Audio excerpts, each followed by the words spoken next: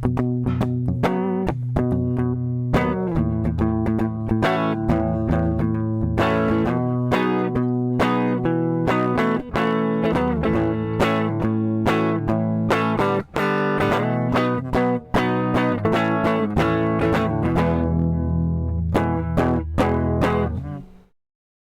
thinking anything too fancy today. Ladies and gentlemen, welcome to the Schmoes Show. I am the infamous Orion, and I'm a Schmo. And I'm Kyril, and I am also a Schmo. And this is the Schmoes Show, baby. I don't remember the last time I just did like that kind of intro. It's been a minute. Yeah. So, you know what I realized the other day? What's that? Going back to our fair weather days in college, right? Mm-hmm. I've come to realize I have sensitivity in my right ear because of the way I used to face the monitors in the radio station. So, okay. My right ear side, I notice, is a little bit more sensitive to sound. And that is the only thing I can think of that made it that way. Interesting. Yeah. We were at a concert. Well, not really a concert, but we were at a bar and a band was playing. And every time I turned to my right side, I noticed that the band was like way louder to me when I've turned it to my right side. Yeah. So, all of that, I'll be claiming a check from you sooner or later. Get ready for that workers' comp statement. Oh my gosh. Did you get the alumni verification email that came in recently? I did. I ignored it. I honestly would. It's okay. Let me tell you this, right? Yeah. It's for a student directory that they're doing. Kind of a like alumni little think piece of where are they all at nowadays? I maintain you and I are too young to be given a fuck about. Yeah. Yeah. I also just don't want them to keep contacting me so much. It's just like, just stop. The alumni begging. Yeah. Yeah, I do too. Like, you're not going to get money from me. What's your expectation? I mean, I imagine they have to do it with everybody so we all don't feel left out. I suppose. When Dave Cutler, gives them money, you know, he'll be like, oh, so they don't just single me out. I have thought about donating to college, though. Just because I do appreciate their Olivet Gives Fund or whatever that is. Yeah. Yeah. There are definitely good ways to do it. Yeah. Plus, tax deductions. I guess. I still don't make enough to take anything other than the standard deduction, but... What is the standard deduction? It's higher than you'd think. Because I just got a raise, and I thought I was about to hit it. Where is it? Standard deduction. Oh, God. I don't know what I expected. That's terrible. So standard deduction for single is $15,000. For married filed jointly, it is $30,000, which makes sense. Dang. Okay, never mind. Yeah. That's one of those things where it's just like, yeah, I'm doing well. I'm excelling in my career and in my personal life. This is feeling good. Then you go to file your tax and go like, oh yeah, I'm still poor compared to these people.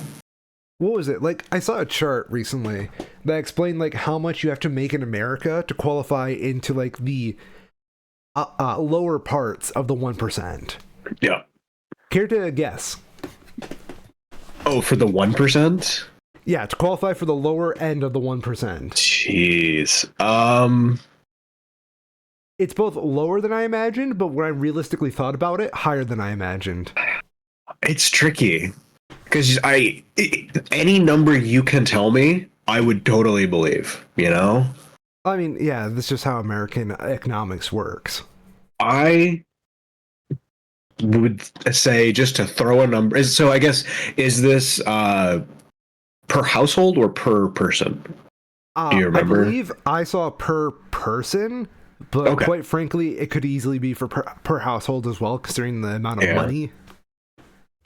I'm just going to throw out 5 million, and I think that's low. That is higher. Okay. Yeah. I'm pleasantly surprised, I guess. 400,000. Really? And the only way I can quantify that, right? Yeah. Is that there's such a bell curve to it all that once you hit that range, you're just going to be making stupid amounts of money, and then you start getting, too far into that 1%. I can see that, actually. That's also the kind of thing where once you hit the point where, like, taxes matter, and I say that a bit, obviously taxes matter all the way, but I think you get what I mean, where it's like, there's something you have to be actively paying attention to, right? Yeah. At that point, what you're making really doesn't matter. You're making plenty, whether that's 400,000 or 5 million. It's all kind of a wash up to a certain point where you're living very comfortably and don't have problems with disposable income. Truthfully, if you or your household make 6 figures, I'm happy for you. You don't need much more. No. Yeah. Absolutely not. I think there should be a strong 6-figure limit, and then we start taxing the fuck out of you. Yeah, I'd be good for that. I'd be good for that too. I think moderation and humility is much needed. Mm-hmm. Yeah. Oh well, though. Oh well. It's interesting. It's a bit tricky, obviously, right? Yeah. One of the biggest problems that I think we're going to have to be tackling with U.S., it's probably true internationally, but I feel like it's particularly true for the U.S. just because of how very different our living areas are, right? Between rural and urban places. Totally. Is that when you have tax brackets based on income to determine what bracket you fall into, that's going to disproportionately make things harder for people who live in these expensive urban areas than people who don't. And you would hope that that would be able to be mostly accounted for just in the way that the cost of living in those places is factored into what people get paid. But it's also the kind of thing where if you say, like, oh, past, I don't know, just pulling a number out of my butt, $200,000, you get your taxes jacked way up, that could inadvertently hit a lot of people who are by no means poor, but who are very much not in the 1% in their local economy, right? Because their local economy is so much more inflated, particularly because of housing, than outlying ones. It is the tricky part about this country, right? Because, like, I like to say the United States isn't just one singular entity. I like to think we're about, like, 4 separate countries combined. Yeah. Definitely. And I think that's what I find very interesting about the whole U.S. economic situation. Because, like, let's face it, you and I, we grew up in rural areas, right? Mm-hmm. Definitely. I'm definitely living in a more urban area now. Would you say... Same? Oh, absolutely. Okay. Yeah. So, like... Yeah, so, like, anything... I have neighbors, right? Yeah. Just that alone, I am in a more urban area. In my opinion, like in this case, everything I've heard about people in, like, my hometown, like, that bitching about economics, I no longer find relevant to, where I'm living today. And that, quite frankly, it's the same way with, like, all across the country at that rate. So I think that just having one economic perspective and claiming that should be the one true ruling is a defeatist attitude, for one. And quite frankly, you should do better. Yeah.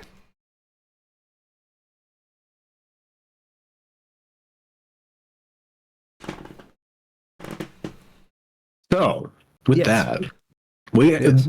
surprising amount of movies to go through. Woo. I actually wanted to start with a little bit of a look forward to what's coming out later this year, because, it's no surprise, the big release for this weekend is the live action Disney's Snow White release. I didn't realize, I don't know how I didn't hear about this. They apparently have a live action Lilo and Stitch movie done and releasing this year. Can we not, though? Have you seen anything from it? I have seen the trailer. Okay. Multiple So times. you've seen what Stitch looks like. It is an okay design if you're running something on Unreal Engine. It's really strange. There's parts of it that I'm really impressed by, like the teeth in the mouth. Very Stitch. Well done, whoever did that. But whoever modeled the fur and the eyes for it, it just looks so much like a doll rather than a living thing. Honestly, very strange. If I were them, I'd rather they would have done this. Jim Henson, Creature Shop. Yeah. A Stitch puppet would have gone so much harder. I don't know how you do that and have it look good, but that would have been very cool. The Stitch mouth to me has always looked good for a puppet. It's got that Kermit the Frog, giant gaping quality to it. I mean, you could probably take an old Gremlins and just reskin it and be 99% there. Yeah, I like that. I like that a lot. I think the Jim Henson Creature Shop is an underrated asset in Hollywood. And people really need to give them more business instead of these CGI monstrosities. Because I'm with you on the fur. The fur does not look right. Yeah, I can't quite place exactly what it is that is wrong. It's just not. It's not correct. I think the blue is wrong. Oh my goodness. I figured out why, what has been wrong with Rotten Tomatoes website for why is it sometimes JPEGs and why is it sometimes WebPs? Okay. If you click an image in the thumbnail little preview thing, the full screen one that it pulls up is much smaller, but it's a JPEG that you can just copy and paste. So I know how to do that now. So I don't have to fuck around with screen snip. But if you click in to view more and have it full screen, for whatever reason, even though it's the same resolution, or damn near, the full screen one is WebP. Weird. So they have JPEGs of all of these images. They're not saving space or doing anything that's particularly more efficient because they're storing both of them. Do you think they have a compression algorithm that just kind of turns those JPEGs into WebP? No idea. If anything, I would imagine it's the other way around. Yeah. But yeah, not sure. Also coming out later this year, very funny. Good sign. This movie in its Rotten Tomatoes page has the bracketed year that it was supposed to release on it still. That was 2023. Regardless, apparently they're doing a remake of The Toxic Avenger. Oh yeah, I heard. With Peter Dinklage. So, that's a thing that is coming out this year that I hadn't realized. So look forward to that. Something else I wanted to mention that is more something that's going to be staying on my radar for a little while. There is a movie called Warfare that I'd seen a trailer for recently that seems kind of fascinating, where it takes the very typical Middle East, Desert Storm Iraq War film structure and mostly sticks with that, but apparently it depicts everything in the movie happening in real time as the movie is shot. So it's not like a one take, but 1 minute of film time is 1 minute in the story that's happening. Really? Yeah. Okay. I'm really... so I'm curious how it works with pacing, because it feels like you're going to run into problems with that at a certain point. But on the other hand, if it works, I'm really curious to see how it works. It reminds me of something like a stage play, like a teleplay almost. Yeah.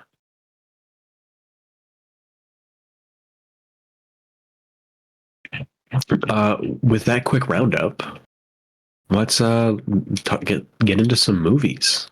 Let's get into some movies.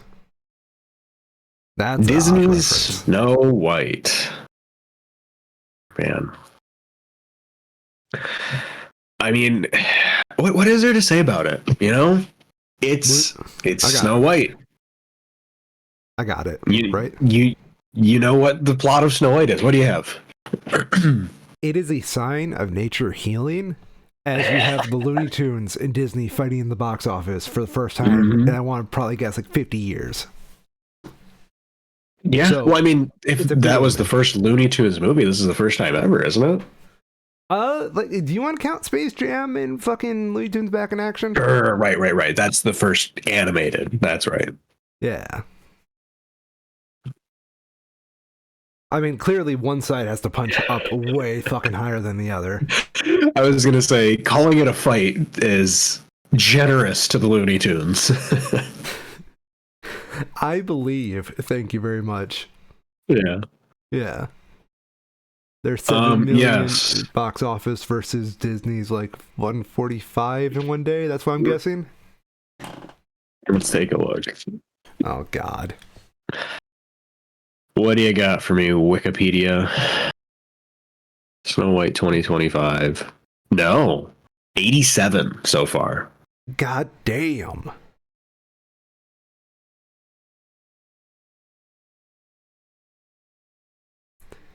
Yeah. I'm curious how the budgets differ as well. Oh, immensely. Oh, it's so much. Yeah. The Snow White movie is more than 10 times the budget of The Day the Earth Blew Up. But it's less than 10 times the film. Yeah. It's made proportionally less money as well. Looney heads were winning.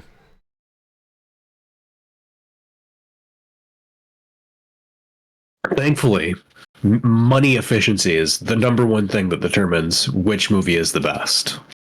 Yeah. Clearly. Nothing else matters. Nothing. That's really fucking wild. Yeah. Isn't it fascinating how badly... I mean, I guess I just don't really get it. Maybe it's... I guess maybe I do get it. How much worse all of the live-action Disney movies do than their live-action Lion King counterparts. Do you think if they were, like, big hits like the live-action Lion King, we would have gotten more of those spin-off movies like Mufasa? Oh, absolutely. Yeah, I mean, think so too. Disney makes money. Yeah. Lion King live-action made money, and much as I think it's pretty soulless and weird, as far as I know, the Mufasa movie made a shitload of money. Yeah, it's $700 million. It didn't cost that much to make. I just want to know who watched that movie. That's the other thing that's weird. I guess maybe it's not even that. The fucking Mufasa movie has a stacked cast like all of these do. But it costs like $50 million less to make than this Snow White one. Didn't have to pay off Peter Dinklage from insulting the movie. I don't know. Gotta get that Gal Gadot money, I suppose, right? Do you, though?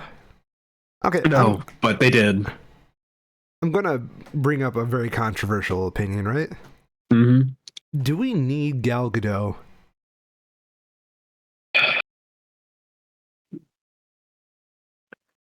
I'm not gonna say that we don't, but I am very surprised at the outsized impact she has had in the, film pop culture space compared to what she's done. I'll drink to that. I don't think she is a good fit into the pop culture pantheon. but she's okay to stay, like where she is.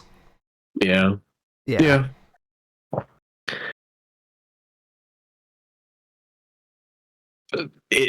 Man, I guess maybe there was just so much hope around that first Wonder Woman movie being not a steaming pile of shit that it just all went from there. That's the best I can figure. That's where it all went wrong, man. I want a movie on Gal Gadot's life, and then I want it like the scene where she's like doing her big like climax in Wonder Woman, and then record scratch. Yep, that's me. You're probably wondering how I got here.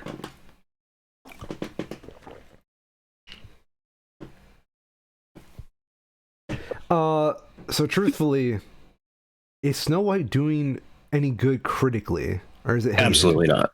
That's not hated. It's just kind of mid, you know. Mid? It's like, okay, this is the same problem. I don't. What was it? Was it the?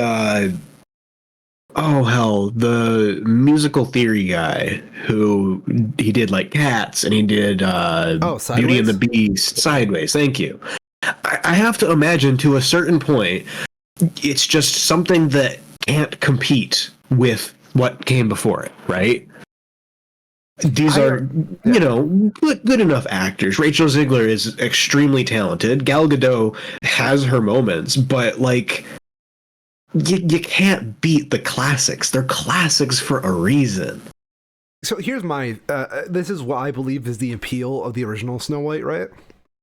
Let's go back to the 1930s, where this was the first animated picture of all time. Yeah.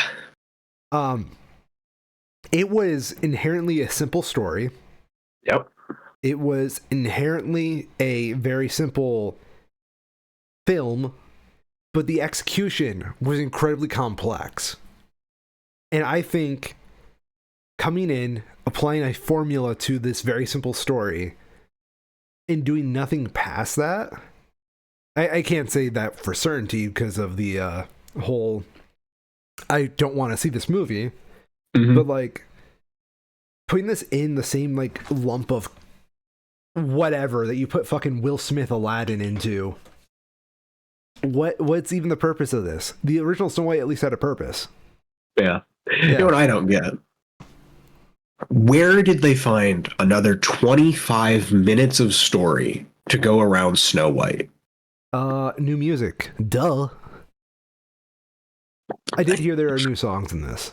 I'm sure there are, but do you need 25 minutes of new songs for Snow fucking White? Like the Huntsman. Apart from what is it? Apart from is it Gone with the Wind? That's like the top grossing relative to its budget movie adjusted for inflation of all time. And then you have Snow White that's there too because it like made all the money in the 30s. It's wild how much money that this made. I'm curious if this is adjusted for inflation.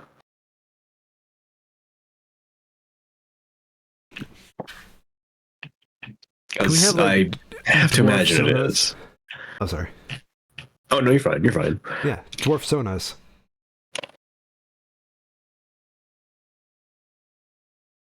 I broke him. I'm trying to find information. Information.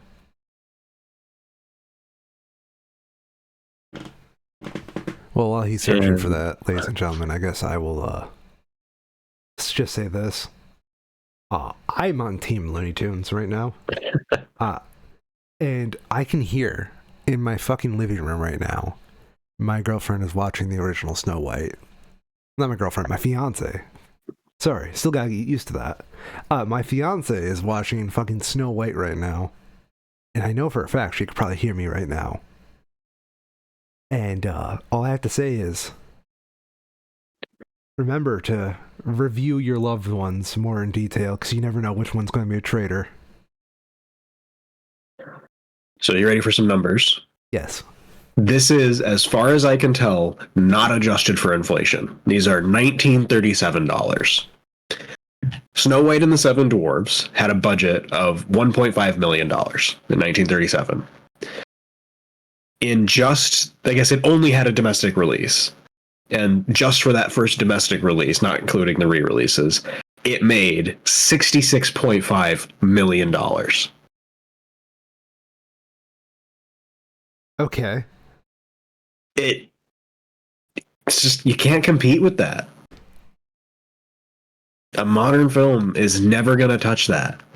And I feel like a lot of the problems with these animated live, or not animated, but these live action adaptations is that they keep trying to, rather than just being like, we won film, we have succeeded, and we own the industry, and we have for almost 100 years now, rather than just sitting on that and doing something that respects their heritage. They just have to keep trying to make all the money. You know, it keeps not working. You remember how like Endgame was so big because it was something new to film? Like this big climax to a giant saga?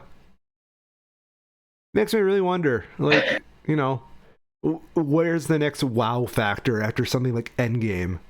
Because like you can say Snow White was a wow factor, the first feature animated film of all time. Mm-hmm.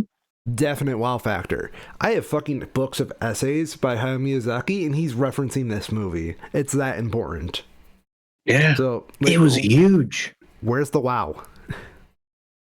Some more fun numbers to just keep on with this. Like, let's assume that let me actually check something first. Let's do the inflation calculator thing. Like, okay, how much do you have to do? So we want 1937, December 1937, 66 million to February dollars today. Okay, it doesn't like that because that's too big of a number. So we don't care about what's past the zero, right? Yeah. We just want... So 66. What's $66 then? 1,462. That is so much more than I would have guessed. So, oh God, what does that work out to? 1.5 billion, right? So if you want to match Snow White's release back in 1937, you need to make $1.5 billion. To do that today, like at the same rate to what they spent on the budget then, you would have to not spend more than $35 million. I feel like this is easy math that kind of holds up more or less when you look at a lot of these historically really successful movies, because that's not an unrealistic expectation for today. Yeah. A $35 million movie, or $35 million budget for a movie is totally reasonable, even in animation. But they go out and they spend like they spent $270 million on this. Just like dollar for dollar, they're already losing.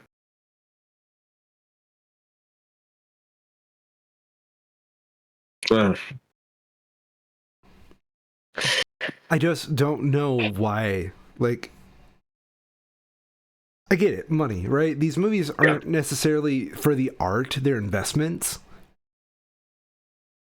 I just wish we got something out of the end of all these investments. Mm-hmm. Yeah. I hope at least that the new music is good. That has to be the bare minimum out of this. Dude, can we just okay, we're here me out, right? Mm-hmm. Let's go find some investors right now, Kyril. We'll do our own Snow White. Yeah.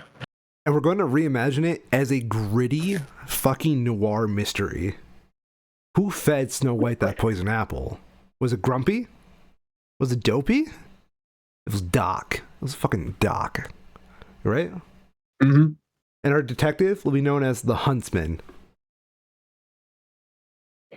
How great would that be? You started off like first act, you have the sort of the murder scene, right? Where your detective's there looking at the body, assessing everything that happens. You find the poisoned apple, kicks everything off. Your second act is your detective-y work kind of stuff. You narrow down on who you think it is. You go back and forth between some of the dwarves, and you find out it's actually the evil queen. And then the last part of it, who would have thought? What a twist. The last part, you're in the courtroom. You're trying to charge her with it. And the real twist, right before you're about to get your verdict, Snow White walks back in with Prince Charming. Bravo. Bravo. You know. I don't know if that would be good, but that would at least be new. I would fuck with that, right? Okay, here's what I'm thinking, right? The Huntsman, our detective, Daniel Craig. Okay. No other reason than I just want Daniel Craig in more murder mystery movies. Yeah.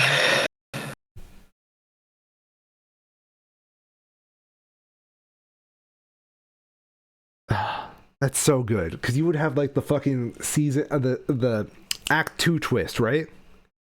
Be that the detective finds out that Snow White came from like the evil queen's kingdom and whatnot, and then he finds the mirror, and the mirror is like the glue to it all. Yeah, I can totally see that, because you could have like the first part, you know, they bring the dwarves into custody, right? And they got their suspects out of them because they're at the scene. So you have the questioning of the dwarves at some point later when you figuring out the motives.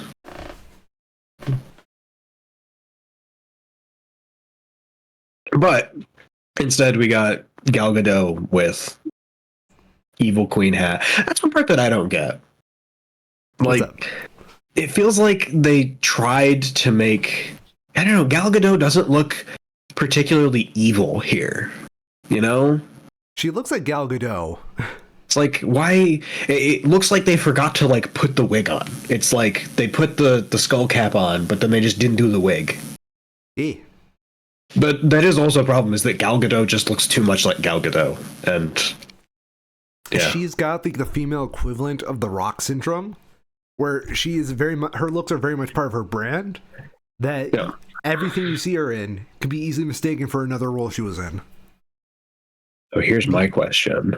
Who plays the old lady? The old witch?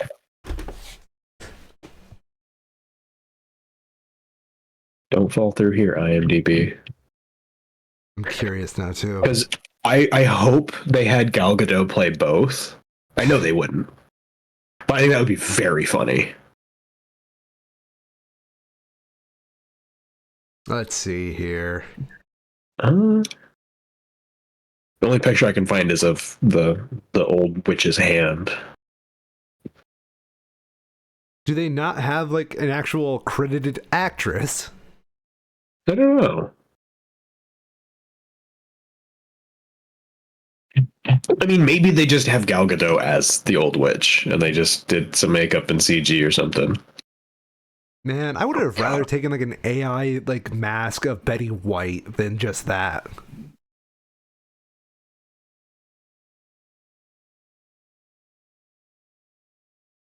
Skimming through the IMDb pictures, because they have way more. A lot of them are like set shots, though, so I'm not finding anything. I'm not going to go out of my way to watch a trailer here. Yeah. We can move on. It's a mid movie. It's 44% from critics. Are we going to go see it? Absolutely not. We have milked all the discussion possible out of this movie. Yeah, we even gave them a better script, so do with that something, Disney. Disney, call us up. We will fix Lilo and Stitch for you. Also releasing this weekend, The Assessment.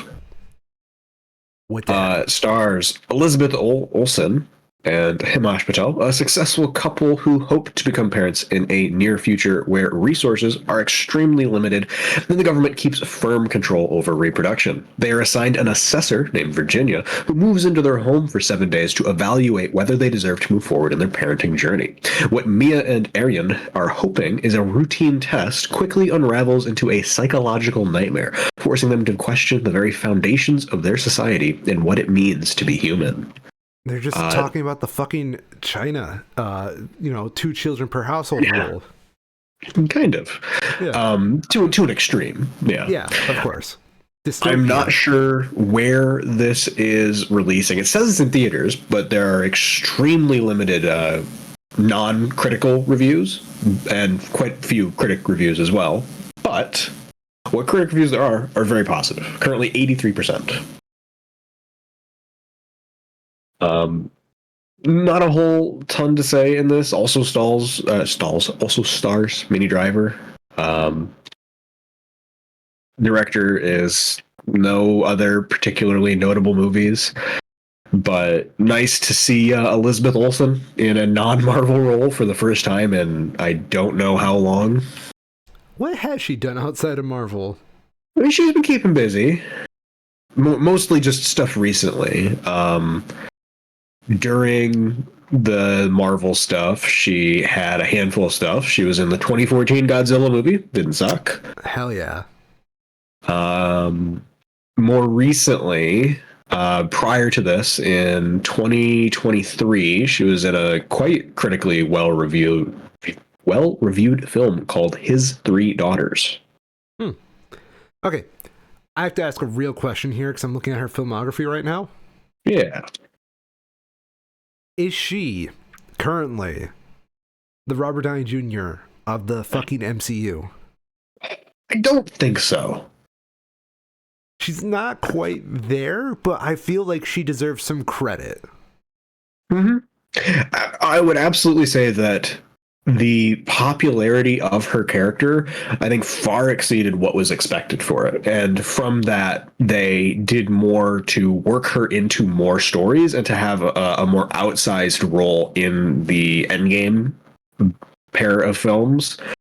If her character wasn't as well received as it was, I highly doubt that they wouldn't have done WandaVision at all, you know? Yeah. Mm-hmm. And from that, her role in Multiverse of Madness just wouldn't have happened.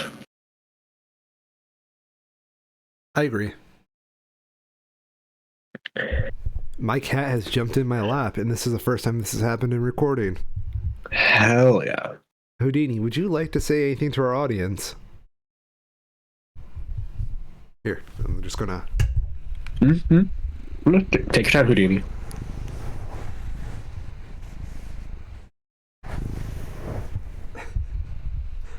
That was him rubbing against the fucking microphone. That was adorable. Okay, you're bringing in the hits today. Thank you, buddy. I love you. Thank you so much. Okay. Where were we? Oh yeah, Elizabeth Olsen. Elizabeth Olsen, yeah. I think she could have easily been set up. I think that's one thing that the MCU is lacking at the moment. Mm-hmm. It doesn't have like that cohesion Robert Downey Jr., Chris Evans, like the main Avengers cast brought. Yeah. Like the most you have are like Wanda, Strange, and whatnot. Mm-hmm. Anthony Mackie. I think they're working towards that. Yeah, I think they are too. Anthony Mackie, his character has very much shown growth into being more of a primary character rather than a side character. Mm-hmm. And just the way that he is being written as Captain America is clearly very different than how it was when he was Falcon. I do think that as well. I think their major problem was they took these side characters and kind of left them where they were without pivoting them more into the center spotlight. Mm-hmm. And I'm glad that they're kind of rectifying that now with Brave New World. Yeah. We're obviously going to have to wait and see a bit with how things continue to evolve, but it definitely seems like they are aware of the problems that they have had and are actively working to fix them. Mm-hmm. I hope that maybe like 5 years from now, whenever, like, because obviously we have the Fantastic Four and then the Doctor Doom stuff, and that's going to be relatively recent. Whatever, like the Avengers arc that comes after the Doctor Doom stuff, I hope by the time we get to the end of that, we can look back on Anthony Mackie, Captain America, and be like, okay, this was actually pretty decent in hindsight. Yeah. Kind of says a lot about our Marvel brain rot that we're talking about a separate movie here, and we slowly started going back to the MCU just because of one actress. I mean, it has been extremely ubiquitous in her filmography. Yeah. I think it's well deserved, really, because like I said, I hear Elizabeth Olsen and I automatically go to the MCU, and I do think it's kind of a missed opportunity not to put her in that larger spotlight. But we'll see. I do agree. I wish, I don't know how they would do it. It would require rewriting the Multiverse of Madness stuff and like from the bottom up. You need changes, but it does feel like a shame that she isn't able to be as actively a part of the MCU as her character was. Because she did well overperform expectations for just the popularity of the character. Praise women, praise women. Yeah. And keeping on with her recent one, the assessment here, it seems like it is being very well received. So I don't know when I'm going to have the chance to see it, but this is definitely the kind of film that I could see myself watching sometime soon. I'm calling it right now. I'm going to cast Elizabeth Olsen in our Snow White remake. I just don't know who, because I don't want her to be Snow White. That's too low of a level of role for her. Yeah. So I guess here's the important question. Is our Snow White still musical? Hell yes. Okay. In the same way, like, Joker 2 was a musical,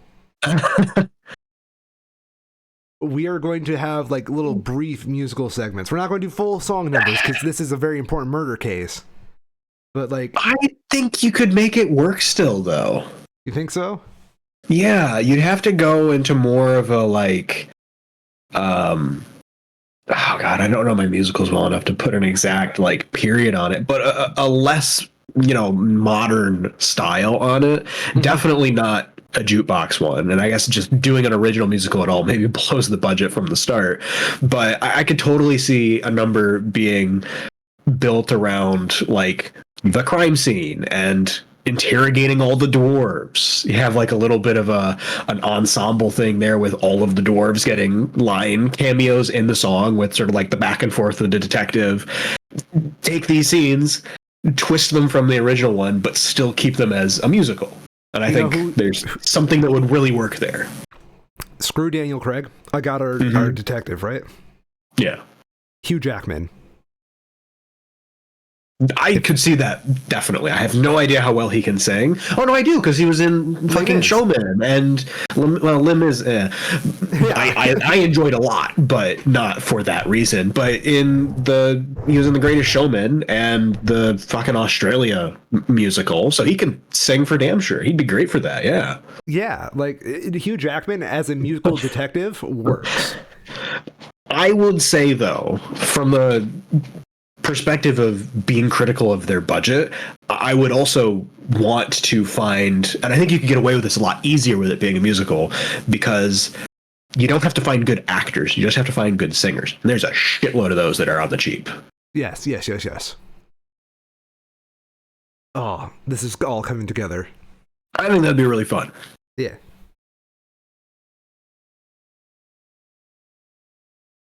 With that being said, something that's less fun is Robert De Niro's latest work, The Alto Knights. I remember seeing this. I don't know what I thought where I saw this, but I definitely saw it somewhere. Well, it only just came out, so not sure. Yeah. Film follows two of New York's most notorious organized crime bosses, both played by Robert De Niro. Frank Costello and Vito Genovese, as they vie control for the city streets. I'm sorry, that's like a fucking parody at that point. Yeah, it's strange, isn't it? Let's cast Robert De Niro as a crime lord, but here's the twist: he's nutty professor this. Nutty professoring it? Nutty professoring? You know what I mean. Mm-hmm. Flow from the Progressive commercialing this. It's a kind of thing that, interesting as the idea is, it very clearly seems like it doesn't work, and the movie is also bad besides that. I mean, fuck you want from us? What 38% critical scores. I like the Rotten Tomatoes critic consensus here. A competent but tired retread of mob movie tropes, Alto Nights pits De Niro v. De Niro with no victor emerging. De Niro v. De Niro, dawn of typecasting. Yeah. Credit to the people who worked on this, though. That's a hell of a way to budget. What, De Niro in 2 roles? Yeah. It's 2 for the price of 1. That's true. Did I tell you, kind of going into De Niro here and whatnot, that I could possibly be Italian? I don't think so. I just found this out the other day, apparently. I did an Ancestry DNA kit, right? Mm-hmm. And they've found that, like, I have some, what is it here? It says South Italian and Mediterranean in me. Which, that's a little exotic. That being said, though, it makes me quite wonder, because I as a kid, I kind of suspected a little Italian in me. So now I'm just wondering, like, with the whole being possibly Italian, how I should feel about Robert De Niro on a larger scale now.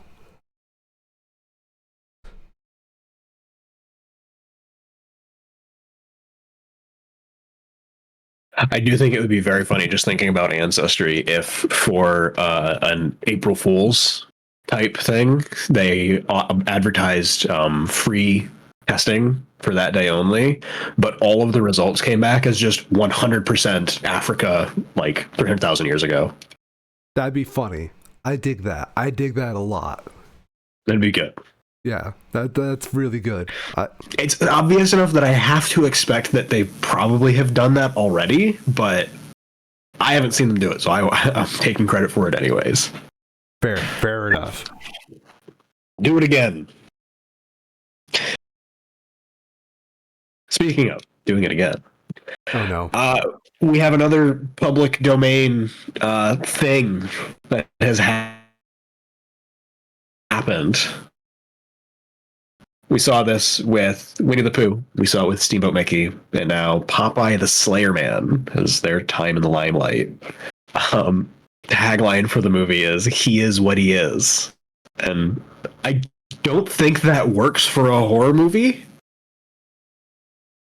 No. These are all extremely low budget, capitalizing on the fact that they can use Popeye's name at all. This is pretty good. Okay. Is that the thing? Yeah, that's the whole thing. I mean, if I can find a little bit more off Wikipedia or something, but the plot synopsis for it is, it's what you'd expect, right? Popeye Wow, it doesn't have a Wikipedia page. All right. This is all we have. No, it's better than that. A curious group of friends sneak into an abandoned spinach canning factory to investigate the legend of the Sailor Man, who is said to haunt the factory and its local docks. And that's it. That's all they have. Imagine me doing the Martin Scorsese Absolute Cinema, like, pose right now. Right?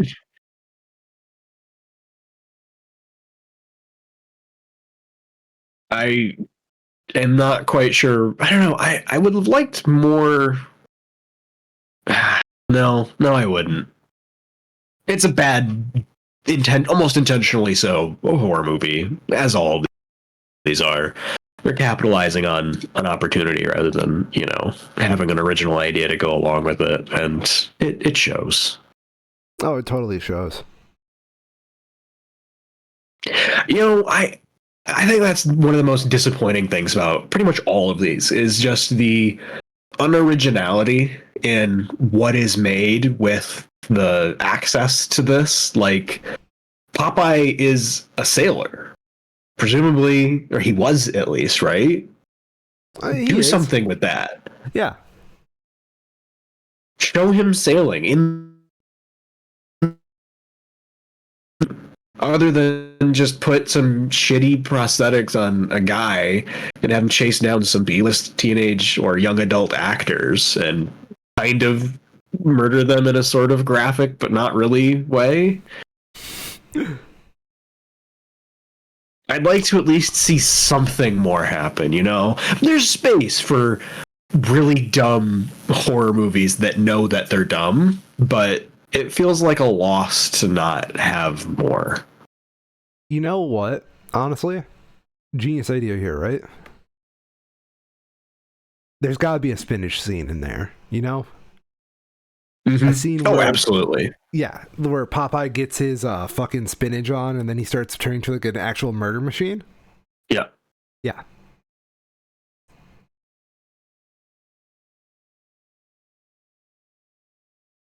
I'm sure there's some fun scenes to be had in this.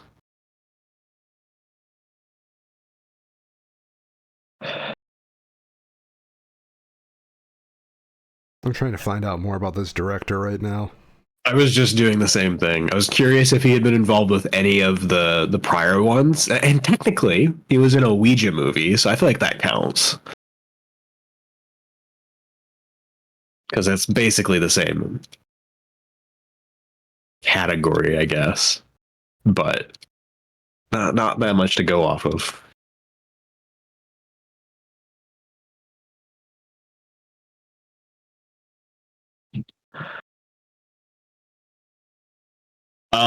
Another low budget horror flick that Are we can you go fucking through. kidding me? What's Sorry. that? He played on How I Met Your Mother. Really? Yes, this fucker was on How I Met Your Mother. Was he like an extra or? Nope, named role. He's got his own Wikipedia page on their Wikia. Nice.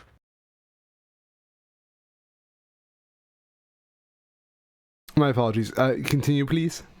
I was going to bring up our next low budget horror movie, Centered, the Joe Lieberman documentary. Ooh. Let's just go through the synopsis real quick. Centered, Joe Lieberman chronicles the remarkable career of Senator Joe Lieberman, a principled and bipartisan politician who navigated the tumultuous world of American politics with unwavering integrity. Lieberman, who nearly became the first Jewish vice president of the United States, was known for putting principles and country above party. This film highlights Lieberman's extraordinary journey and 40-plus years of public service. It reveals his deep commitment to the American people and serves as a timely reminder of the importance of leaders engaging in dialogue with one another, guided by civility, moderation, and a shared pursuit of unity. The most annoying person you know who's into politics is salivating over this movie. Absolutely. Like, I am so sick of bipartisanship being considered a fucking, like, unicorn nowadays. Yep. Yeah. Fuck you. I don't remember all of Lieberman's positions when he was a senator or a congressman, whatever the hell he was, but the broad picture that I have in my mind is him as like an anti-Bernie, you know, where Bernie went to be an independent because of his belief that the Democratic Party was not being social enough.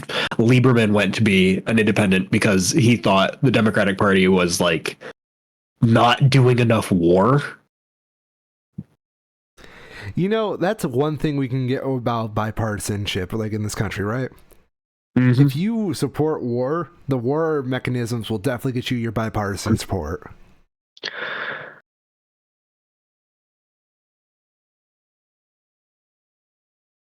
I mean, here's the thing, though. I'm doing a quick skim of Lieberman's Wikipedia page, and I think the funniest thing about this is just how anonymous his political career has actually been. Like, he was in politics for a while, so he had some name recognition just for being there.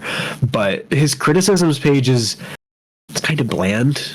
He supported the Iraq War, like a lot of people. He was critical of something that Obama did by removing the term Islamic extremism from some national security documents. But he favored the filibuster. Cool. He supported surveillance cameras by use of their use by the federal government. He biggest one here is apparently he was an opponent of the whistleblowing website WikiLeaks, and his staff made some inquiries into the situation regarding it. I don't know what it is about Lieberman's face, right? But yeah, looking at his official portrait, and it looks like someone tried making Jimmy Carter in like one of those old school like Western RPGs where they let you make a character, but they don't have the pieces just right. Yeah. I like this review from Ryan Schilberstein of Movie John. While not everything Lieberman did was outright awful, it is interesting to see what this idealized portrait thinks are worth celebrating and what things are omitted entirely. Lieberman was just there. Yeah. He's just a guy. He's just like, he's a filler character in politics. You know, truthfully, if I could make a joke here, he's so boring, he could have lost Gore the election. Do you want to hear what his approval ratings were when he stepped down from the Senate? Please. It was October of 2010, so just shortly after Obama was reelected, when approval for the Democrats was kind of like a pitch, right? Yeah. He had an approval rating of 31%, and only 24% of Connecticut voters felt that he deserved re-election. I mean, yeah, you know, he's kind of very right-leaning for the Dems at that point, so I can see that.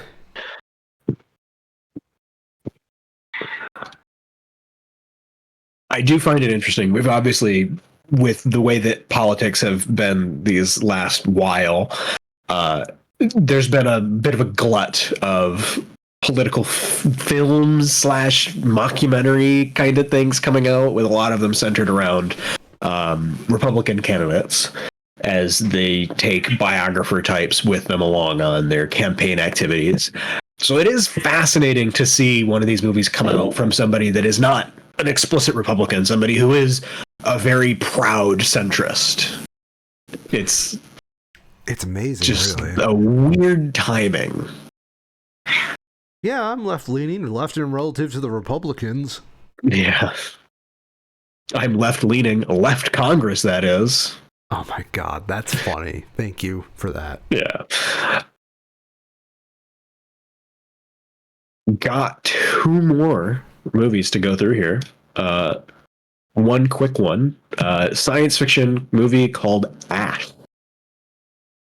When a woman wakes up on a distant planet and finds the crew of her space station viciously killed, she must decide if she can trust the man sent to rescue her. But as their investigation into what happened sets in motion a terrifying chain of events, as their investigation into what happened sets in motion a terrifying chain of events, he begins to wonder how innocent she really is.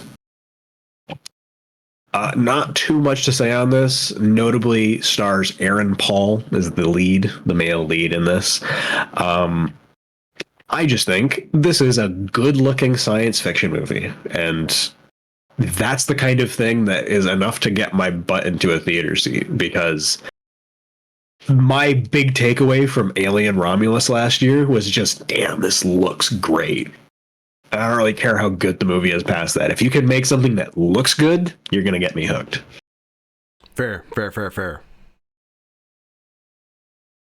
This is a good review. There are worse sci-fi / horror movies, but there are worse movies is never the praise one likes to think it is. The word competent rarely makes it into a movie's marketing materials, no matter how accurate it is. why are these fuckers so good at like making like these little like 3-paragraph digs at things that really don't matter? It's almost like it's their jobs. No, I actually don't know if this is this person's job, but that one is quite good. It also helps when you get a place like Rotten Tomatoes where you can pull from hundreds of them and just get the best distilled down. That's true. Like, okay, get an AI, train it on these, and then send that bastard to Congress. I would love to see that happen. Last movie we have to go through, Magazine Dreams, notable solely for it featuring Jonathan Majors in the leading role. I mean, not solely, like, to the credit of the other entire cast of people who worked on this movie, even though Jonathan Majors is the lead, and he is now an extremely controversial figure because of the whole abusing his girlfriend thing. A movie doesn't get to the rating this one does, 81% from critics, 92% from audiences, by having a solo performance, right? It has a lot of very talented people working on it to get to that point. Dude, could you imagine, like, okay, we were talking about this beforehand. This movie was supposed to release in 2023 before everything hit the fan. Could you imagine, right? Working on this film, you're very excited for it to come out. You're very excited for your performance to be seen. You got this big star in the movie, so you know you feel like you got a chance. You've got a chance at breaking out because of this. Mm-hmm. And then just because of one shithead your whole movie just evaporates into mist.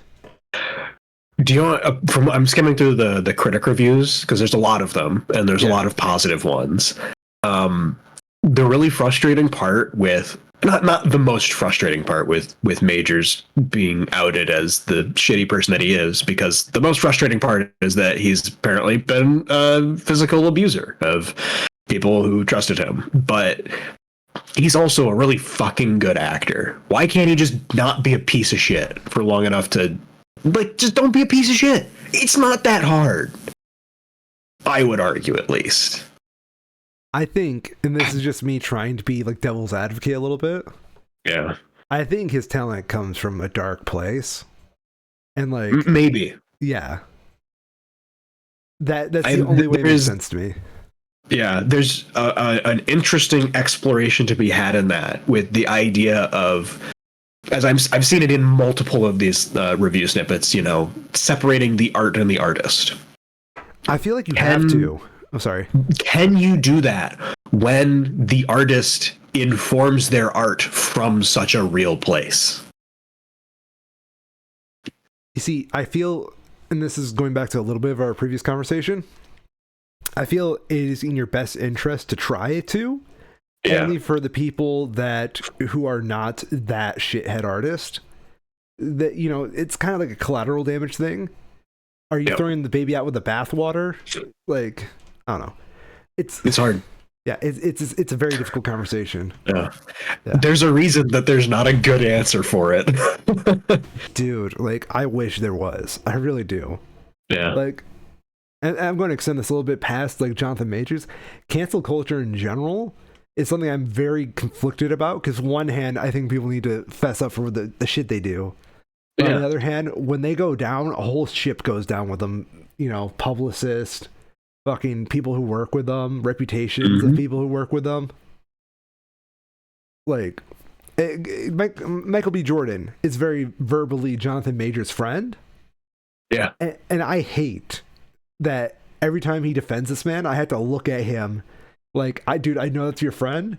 You're a really good actor as well, but you're making me worry about you. Yeah.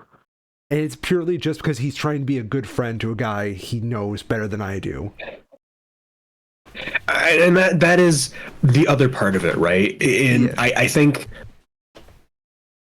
that there is good parts of cancel culture in that people who are victims and who are being abused can feel like there is public support to a degree that they can talk about what is happening to them And that the other part of that is that the people who are the abusers need, you know, there needs to be space for people to admit to their wrongdoings and ideally to grow from them, right? It ideally should be go both ways. A mistake that somebody makes shouldn't define their entire life if they are able to publicly atone for it in some way and not, you know, what the hell's the word? Go back on that promise, for lack of the proper word. Yeah. And there is definitely a problem. And this is something that is across disciplines, right? The idea of the new news being more appealing than the work that has to come after. So it's more socially interesting to see someone like Jonathan Majors get canceled than it is to see him try and come back from that and atone for the harm that he has caused others.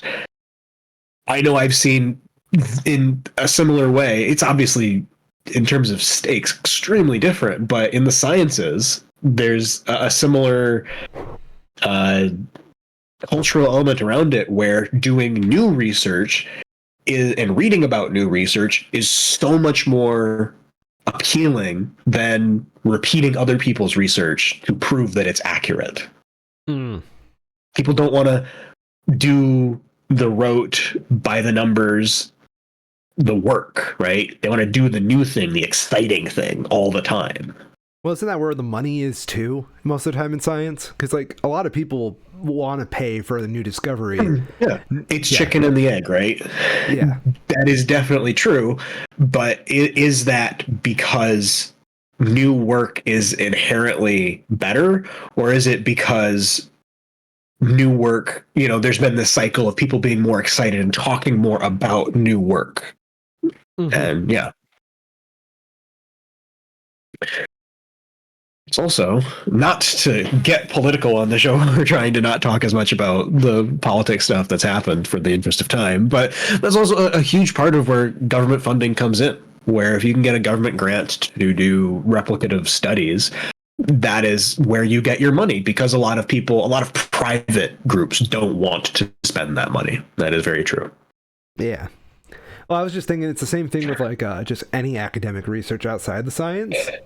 Because I had to try getting up a couple of grants to try and fund my master degree.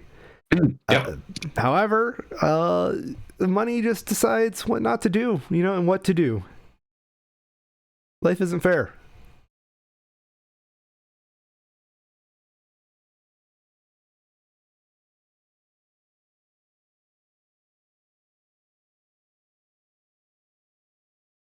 Last piece to go through.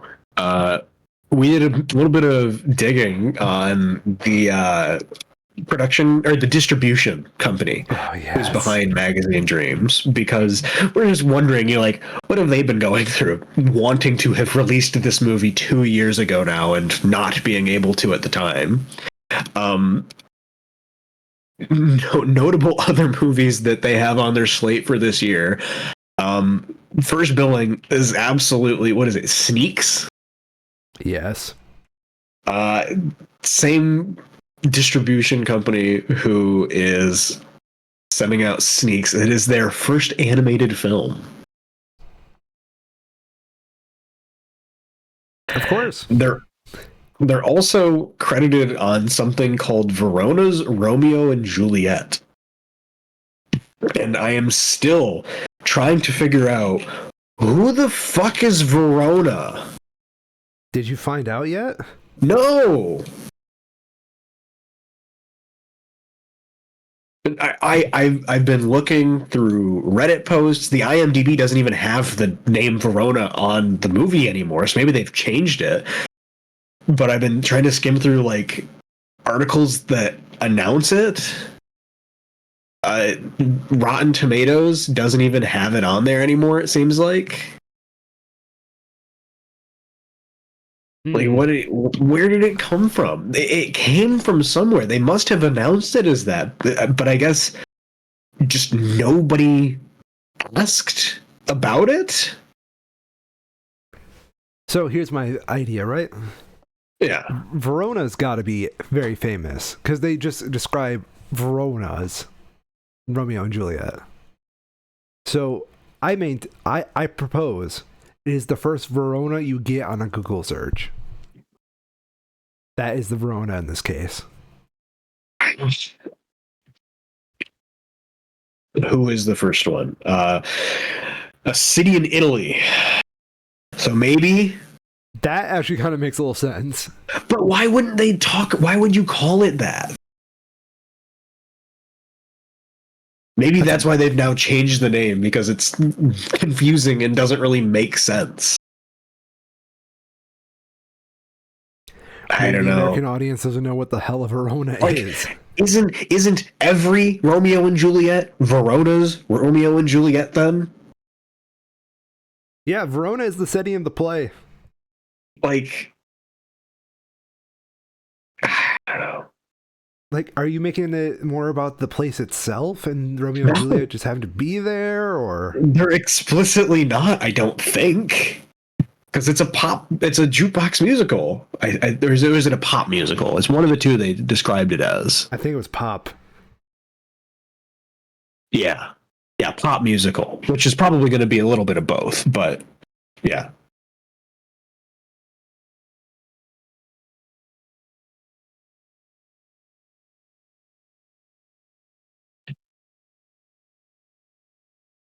I don't get it. I don't get it either. Someone had an idea, I guess, and maybe it just didn't. I mean, clearly it didn't pan out because they've apparently changed the name of the movie. There's not even a trailer out for it, is there? I think if you do the new title, Juliet and Romeo, 2025, because that's also incredibly unoriginal. There's like 15 of them. What does IMDb have? They have photos, and that's it. What does Rotten Tomatoes have? Nope. That doesn't have anything either. Reddit? Nope. There's literally one picture on Reddit. Great work. Never Everybody go Reddit. home. We've got it sorted. Is this even the right one? I think it's the right one. I don't know. There's two different titles for it.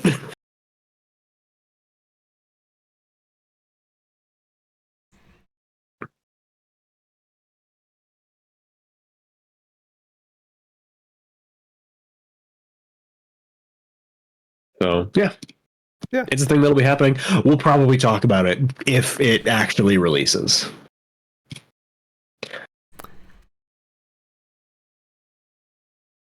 Keep your calendar close, Kyril, because fuck, I don't know.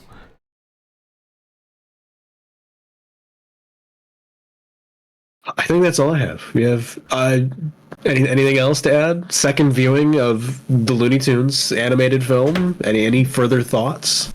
Gang, this movie is peak. Please go see it. I cannot get over this movie. It is amazing to me it exists. I will say, on a second viewing, I can see how they made it so cheap. That doesn't make it less impressive. And quite frankly, I just wanted to do so well in the box office that Warner Brothers has to acknowledge that they're a fucking media company for once. Other than that, I'm Neef Miss Orion, and I'm a loony head. And I'm Kyril. And I'm a Schmo. And that's all, folks.